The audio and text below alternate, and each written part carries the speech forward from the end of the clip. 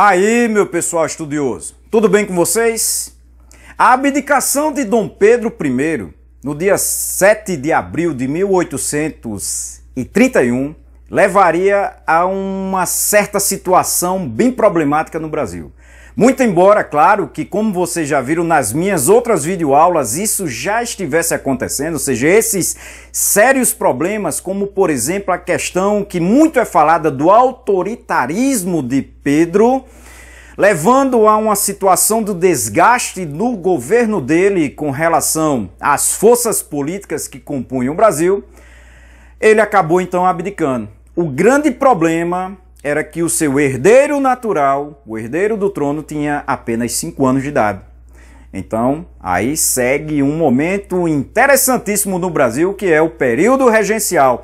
Essa videoaula hoje vai tratar com vocês desse momento muito importante, um momento decisivo aí da história brasileira, onde nós temos algumas mudanças interessantes, sem falar nas revoltas. Vai estourar uma série de revoltas nesse país que muita gente diz aí que é tão calmo. Gente, o Brasil quase se tora literalmente no meio, aí por causa da série de revoltas que vai existir, chamadas de revoltas regenciais.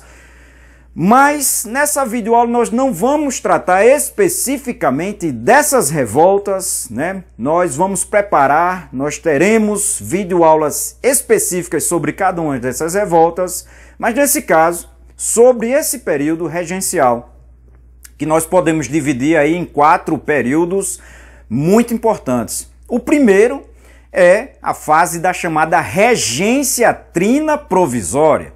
E a regência trina provisória tem esse nome porque ela foi provisória, ou seja, Pedro renunciou ali meio de supetão, nos arroubos dos próprios problemas que estavam acontecendo, principalmente no Rio de Janeiro, Noite das Garrafadas, problemas que tiveram ali naquela situação caótica e problemática e tensa, ele acabou renunciando. Nesse caso, ali rapidamente é formada uma regência provisória, justamente porque o que nós temos aí como Congresso estava no recesso, o pessoal estava nas suas províncias, nos seus locais de origem, esses deputados e senadores, e fazia-se necessário que eles estivessem aqui para eleger, aí sim, compor aquilo que ficaria conhecido como regência trina permanente. E por que essa regência? Falei já para vocês, o herdeiro do trono, Pedro de Alcântara, tinha apenas 5 anos de idade, então não dá para governar. Como o pai acabou de renunciar, se fazia necessário conduzir o Brasil e aí criar esses regentes, essa regência trina, para que justamente pudesse seguir, né, a governabilidade do Brasil. Então, a regência chamada de trina provisória foi composta por Francisco de Lima e Silva, Nicolau Pereira de Campos Vergueiro e José Joaquim Carneiro de Campos, que vão acabar então formando essa regência. Vai ter uma duração muito curta, né? Basicamente só estavam esperando que chegasse os demais políticos, né, que compõem o Congresso, né, naquele momento, deputados e senadores, para que justamente fizesse a eleição da regência permanente. E nesse caso ela vai durar de abril a junho, então dura pouquíssimo tempo, só para basicamente fazer isso, como eu já disse para vocês, a eleição. Mas ela tomou algumas medidas que são fundamentais, algumas medidas importantes. Entre essas medidas, a restauração de ministros que haviam sido demitidos por Dom Pedro I, a convocação da Assembleia Legislativa para a composição das novas leis que seriam feitas, como por exemplo a própria eleição da regência trina permanente, além do anistiamento de criminosos políticos e o afastamento desses que eram chamados desordeiros, que eram basicamente então portugueses que faziam parte do Exército Brasileiro e que nesse caso, por terem tomado alguma atitude que vai desagradar ou ficaram do lado de Pedro, seriam afastados. Então nós temos a regência trina permanente, que foi composta por José da Costa Carvalho, João Braulio Muniz e o Francisco de Lima e Silva, que justamente foi o único que era membro da regência provisória que foi eleito para a regência trina permanente. Como vocês viram, ela foi formada e essa regência deveria durar 4 anos e depois seguir aí com a nova eleição, mas ela não vai durar 4 anos justamente porque o Brasil está tumultuado, está tendo revoltas, muitas revoltas que muitos livros não comentam aí para vocês, mas está pipocando várias revoltas e não falo, por exemplo, da revolta da Farroupilha ou da cabanagem, mas muitas revoltas ainda nesse período inicial do governo. Certo? Revoltas ali como, por exemplo, em Pernambuco e em outros locais do Brasil, que estão ocorrendo, mas que muitas vezes não são citados, mas em outras videoaulas, sim, nós vamos tratar dessas próprias revoltas. Mas a regência trina permanente, essa com uma vida um pouco mais longa, obviamente vai tomar sérias medidas para justamente modificar esse cenário político brasileiro. E aí, por exemplo, um dos fundamentos ou uma das medidas mais importantes e mais duradoura que ela vai tomar é a criação da famosíssima Guarda Nacional. Isso mesmo, a criação em 1831 ainda da chamada Guarda Nacional. E ela era composta por pessoas acima de 21 anos até 60 anos, que eram eleitores, ou seja, existia uma certa restrição, não poderia participar todo mundo, porque isso obviamente trazia alguns privilégios, algumas vantagens que depois a gente vai tratar especificamente da Guarda Nacional. Mas esses que poderiam e recebiam os títulos de membros da Guarda Nacional, os famosos coronéis, aqueles grandes fazendeiros, mas não só fazendeiros, mas a maioria eram grandes proprietários rurais, fazia parte, né, afinal de contas, o Brasil era um país essencialmente rural. Mas, além da criação da Guarda Nacional, com alguns certos privilégios, justamente também para, vamos dizer assim, vigiar e combater alguns levantes, algumas revoltas, muito embora em muitos casos eles vão trabalhar em benefício próprio, né? Ou seja, pressionando as pessoas para que justamente fizesse prevalecer o seu desejo, né? Ali como senhor daquelas regiões.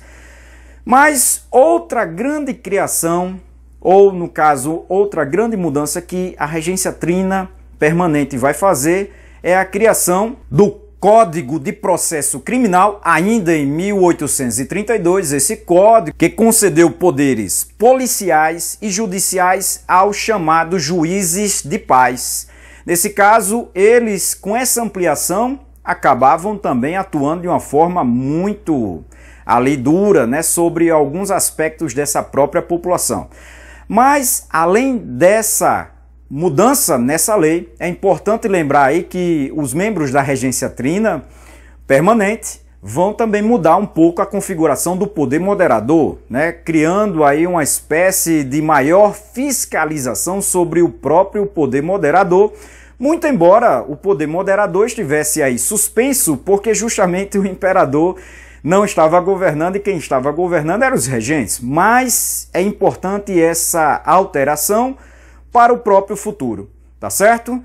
Mas como vocês viram, falei claramente aí para vocês que o Brasil durante esses 3, 4 anos iniciais está cheio de revoltas, vai seguir as revoltas ainda, mas a partir de 1834 nós temos uma mudança fundamental para entender as grandes alterações que vão existir no Brasil e sim o aumento exponencial das revoltas que vão existir no Brasil, se tornando maiores, mais volumosas e quase partindo o Brasil em pequenos territórios.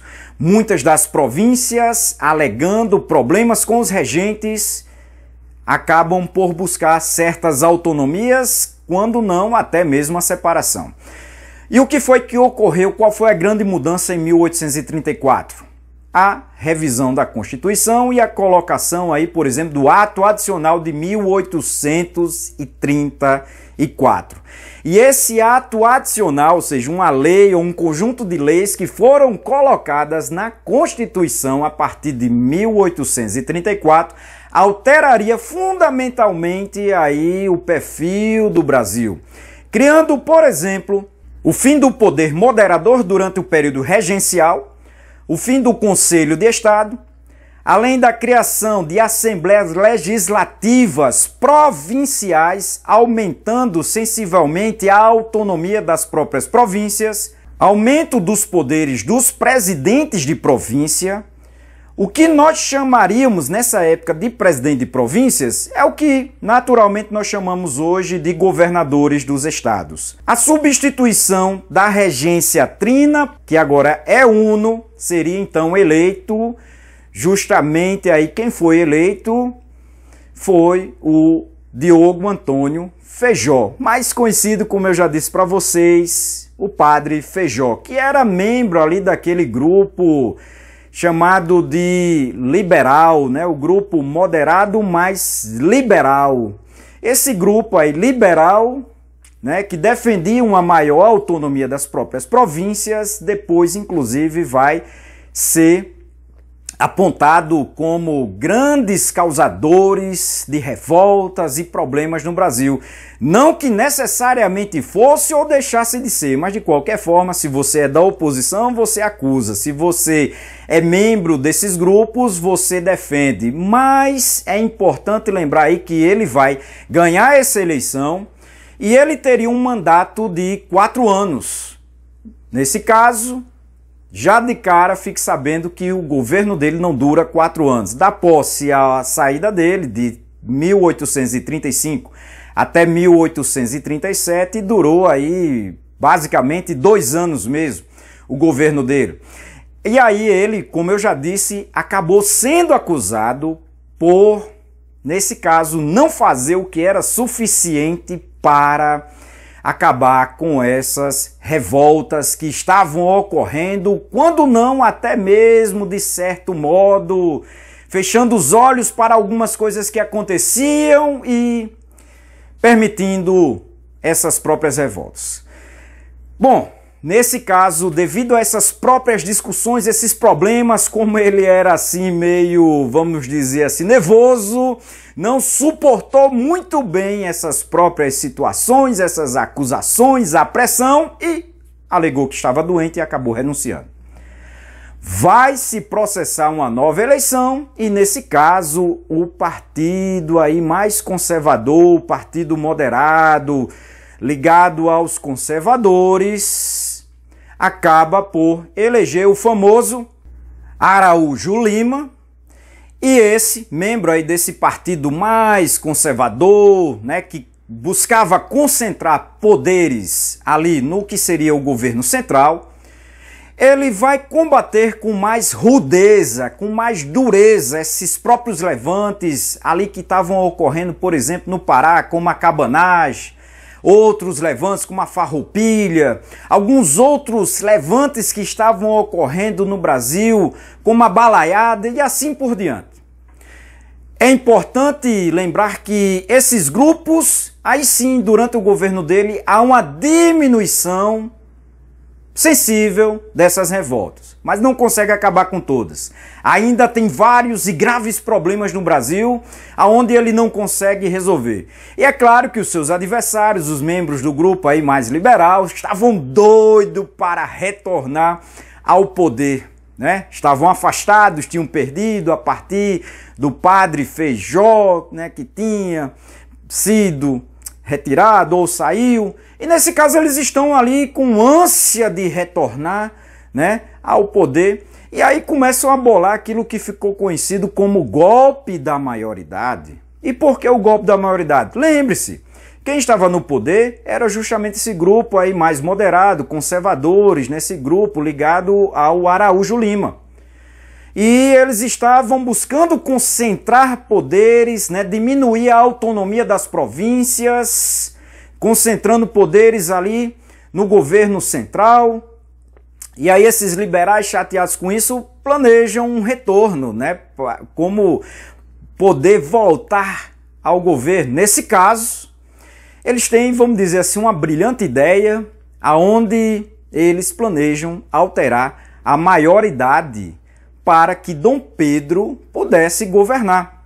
Dom Pedro só poderia governar a partir, se tudo desse certo, em 1844. Ou seja, quando ele tivesse 18 anos, e como eu digo, se tudo desse certo, ou seja, se ele tivesse saúde mental e física e fosse capaz, obviamente, de governar. E ele era.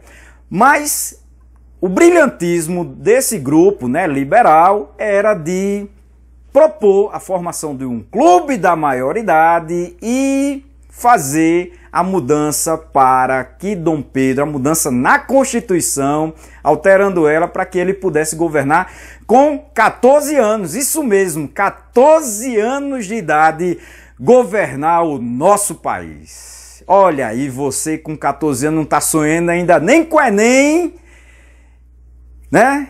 E ele já poderia, mas isso também está muito ligado à questão dos estudos. Dê uma olhada aí que Dom Pedro era um cara altamente capacitado, estudioso, voltado para isso. Mas quando perguntaram para ele se ele desejava, ele apenas respondeu, como disser a frase, quero já. Ou seja, deseja governar, Dom Pedro? Quero já. Muito bem. Como os liberais justamente estavam propondo isso, o outro grupo ficou sem o porquê negar a possibilidade daquilo que eles sempre defenderam, que era Dom Pedro governar. Nesse caso, com uma maioria de votos, há uma mudança na própria lei, onde ao invés de 18 anos, agora com 14, ele poderia governar, como ele já tinha mais do que isso, já estava ali chegando perto dos 15 anos, pronto, tá feito. Vamos coroar Pedro de Alcântara, Pedro II.